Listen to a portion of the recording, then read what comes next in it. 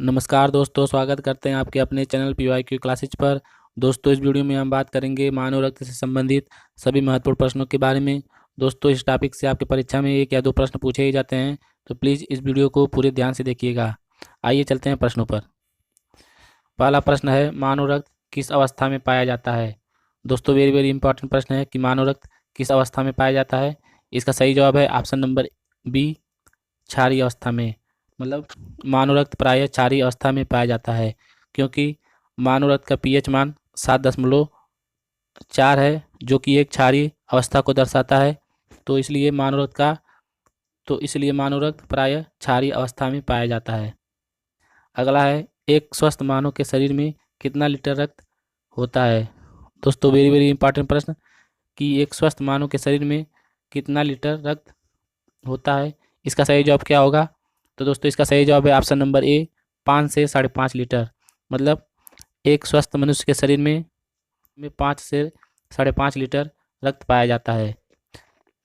अगला है, मानव रक्त या ब्लड शरीर में क्या कार्य करता है? दोस्तों, इसका सही जवाब बताइए। बहुत ही इंपॉर्टेंट प्रश्न है कि मानव रक्त शरीर में क्या कार्य करता है। इसका सही जवाब क्या होगा? तो दोस्तों, इसका सही जवाब है ऑप्शन नंबर ए, पूरे शरीर में ऑक्सीजन को पहुंचाता है। मतलब मानव रक्त का कार्य पूरे शरीर में ऑक्सीजन को पहुंचाना है। अगला है, रक्त होता है, मतलब रक्त कैसा होता है? जिसमें ऑप्शन है ऑप्शन नंबर ए, एक संयोजी ऊतक, ऑप्शन बी एक उपकलित ऊतक, ऑप्शन सी विकल्प ए तथा बी दोनों, या फिर ऑप्शन डी इनमें से कोई नहीं। तो दोस्तों, इसका सही जवाब है ऑप्शन नंबर ए, एक संयोजी ऊतक। मतलब रक्त एक संयोजी ऊतक के रूप में होता है। अगला है, ये भी इम्पॉर्टेंट प्रश्न है कि मानव रक्त का पीएच मान कितना होता है? दोस्तों, इसका सही जवाब क्या होगा कि मानव रक्त का पीएच मान कितना होता है? जिसमें ऑप्शन है option number A 7.4, option B 7.5, option C 5.4, या फिर ऑप्शन डी 9.6। तो दोस्तों, इसका सही जवाब है ऑप्शन नंबर ए 7.4। 7.4 मानव रक्त का पीएच मान होता है। अगला प्रश्न है, मानव रक्त में प्लाज्मा कितना प्रतिशत पाया जाता है? दोस्तों, वेरी वेरी इंपॉर्टेंट प्रश्न है कि मानव रक्त में प्लाज्मा कितना प्रतिशत पाया जाता है। तो दोस्तों, इसका सही जवाब क्या होगा कि मानव रक्त में प्लाज्मा कितना प्रतिशत पाया जाता है? इसका सही जवाब है ऑप्शन नंबर बी, 55%। मतलब मानव रक्त में प्लाज्मा 55% पाया जाता है। अगला प्रश्न है, लाल रक्त कोशिकाओं या आरबीसी का निर्माण कहाँ होता है? दोस्तों, हम आपको बता दें कि ये सारे प्रश्न किसी न किसी परीक्षा में पूछे गए प्रश्न है, तो प्लीज़ एक भी प्रश्न स्किप मत कीजिएगा, सारे प्रश्नों को पूरे ध्यान से देखिएगा। तो दोस्तों, इसका सही जवाब क्या होगा कि लाल रक्त कोशिकाओं का निर्माण कहाँ होता है? ऑप्शन देखिए, इसका सही जवाब बताइए। ऑप्शन नंबर ए अस्थिमज्जा, ऑप्शन बी हृदय, ऑप्शन सी मस्तिष्क, या फिर ऑप्शन डी इनमें से कोई नहीं। तो दोस्तों, इसका सही जवाब होगा ऑप्शन नंबर ए अस्थिमज्जा। मतलब लाल रक्त कोशिकाओं या आरबीसी का निर्माण अस्थिमज्जा में होता है। अगला प्रश्न है, लाल रक्त कोशिकाओं या आरबीसी का औसत जीवन काल कितना होता है? दोस्तों, ये भी बहुत ही इंपॉर्टेंट प्रश्न है कि आरबीसी का औसत जीवन काल कितना होता है। इसका सही जवाब क्या होगा? इसका सही जवाब है ऑप्शन नंबर सी, 100 से 120 दिन। मतलब आरबीसी का जीवन काल 100 से 120 दिन होता है।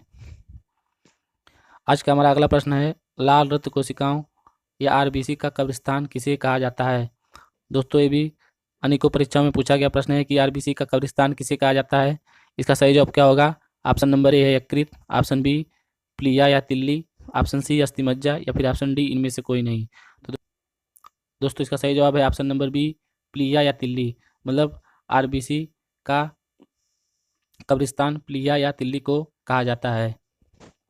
अगला है, मानव शरीर का रक्त बैंक किसे कहते हैं? दोस्तों, इस प्रश्न का सही जवाब बताइए कि मानव शरीर का रक्त बैंक किसे कहा जाता है। इसका सही जवाब है ऑप्शन नंबर बी, प्लीहा या तिल्ली।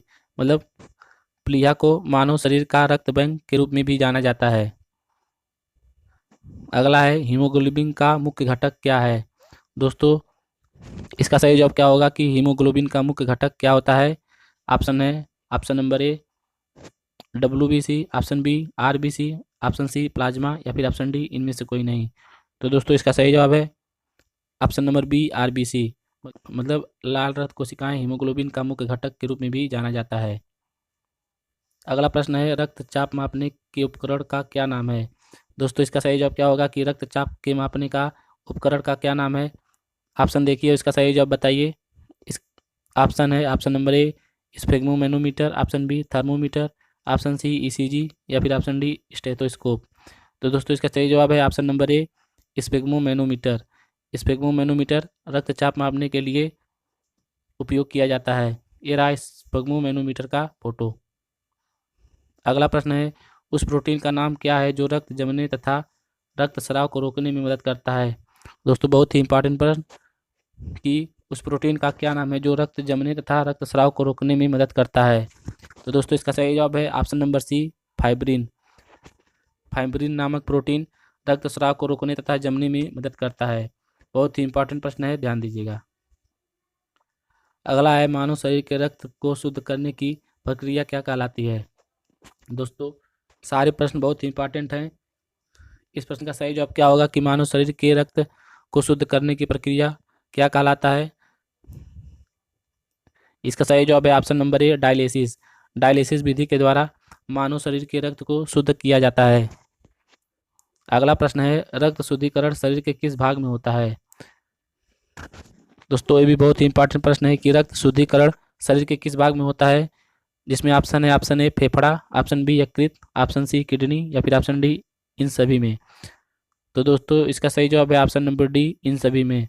मतलब रक्त शुद्ध फेफड़ा, यकृत तथा किडनी तीनों में होता है। अगला है रक्त समूह या ब्लड ग्रुप की खोज किसके द्वारा किया गया। दोस्तों ये भी कई परीक्षाओं में पूछा गया प्रश्न है कि ब्लड ग्रुप की खोज किसके द्वारा की गई। तो दोस्तों इसका सही जवाब है option number B Karl Landsteiner. Karl Landsteiner के द्वारा रक्त समूह की खोज की गई थी। अगला है कौन सा रक्त समूह सर्वदाता कहलाता है। दोस्तों इस प्रश्न का सही जवाब बताइए कि कौन सा रक्त समूह सर्वदाता कहलाता है। तो दोस्तों इसका सही जवाब क्या होगा, सर्वदाता के रूप में कौन सा रक्त समूह जाना जाता है। तो दोस्तों इसका सही जवाब है option number B O minus. मतलब ओ माइनस सर्वदाता रक्त समूह के रूप में भी जाना जाता है।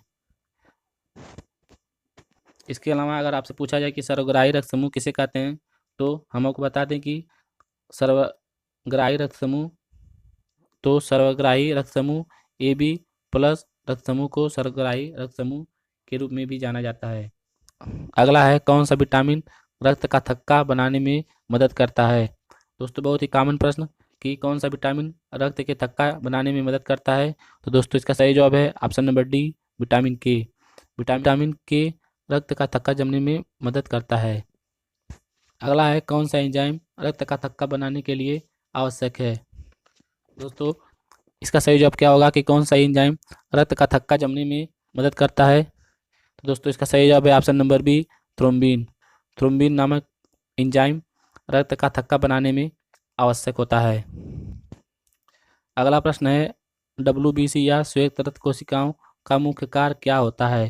दोस्तों वेरी वेरी इंपॉर्टेंट प्रश्न कि WBC या श्वेत रक्त कोशिकाओं का मुख्य कार्य क्या होता है। ऑप्शन ए ऑक्सीजन पहुंचाना, ऑप्शन बी रक्त का थक्का जमाना, ऑप्शन सी संक्रमण से लड़ना या फिर ऑप्शन डी इनमें से कोई नहीं। तो दोस्तों इसका सही जवाब है ऑप्शन नंबर सी संक्रमण से लड़ना। मतलब WBC का मुख्य कार्य संक्रमण से लड़ना है। अगला प्रश्न है कौन सा रक्त समूह सर्वग्राही समूह कहलाता है। दोस्तों इस प्रश्न का जवाब हम आपको बता ही चुके हैं कि सर्वदाता के रूप में O माइनस तथा सर्वग्राही के रूप में AB प्लस को जाना जाता है। तो दोस्तों इसका सही जवाब है option number D AB plus. मतलब सर्वग्राही रक्त समूह के रूप में AB प्लस को जाना जाता है। अंतिम प्रश्न है हीमोग्लोबिन होता है, मतलब हीमोग्लोबिन क्या होता है। दोस्तों इसका सही जवाब क्या होगा, ऑप्शन नंबर ए है protein, option B carbohydrate, option C वसा या फिर ऑप्शन डी विटामिन। तो दोस्तों इसका सही जवाब क्या होगा कि हीमोग्लोबिन क्या होता है। इसका सही जवाब है ऑप्शन नंबर ए प्रोटीन। मतलब हीमोग्लोबिन प्रोटीन होता है। तो दोस्तों ये था हमारा आज का ये सेशन आपको कैसा लगा कमेंट करके जरूर बताइएगा। अगर अच्छा लगा है तो प्लीज़ हमारे इस वीडियो को लाइक और चैनल को सब्सक्राइब कर लीजिए। मिलते हैं अगले वीडियो में, तब तक के लिए जय हिंद जय भारत।